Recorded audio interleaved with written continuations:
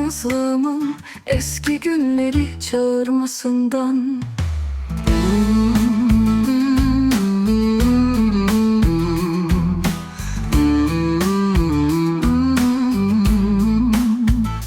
Eski günlerde ve yaşanmış olanı tadala ala sindirmiş olmanın ertesinde.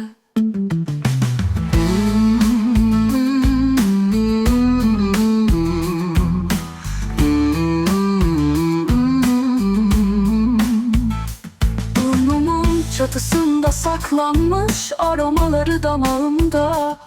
Özlüyor olmaktı beni yalnızlığımdan.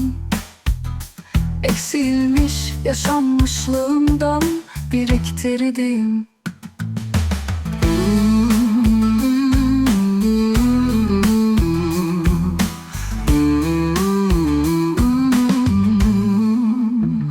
Sonrasında tutunmak için tekrar mazinin kapısını çaldım, mavinin yolunu gözledim.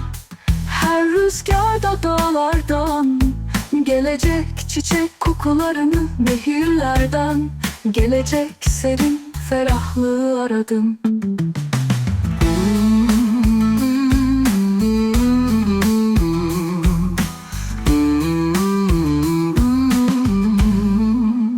Rüzgar kısacık bir ömür ile kesildi. Bunaltıcı bir sıcak oturdu üzerime her seferinde.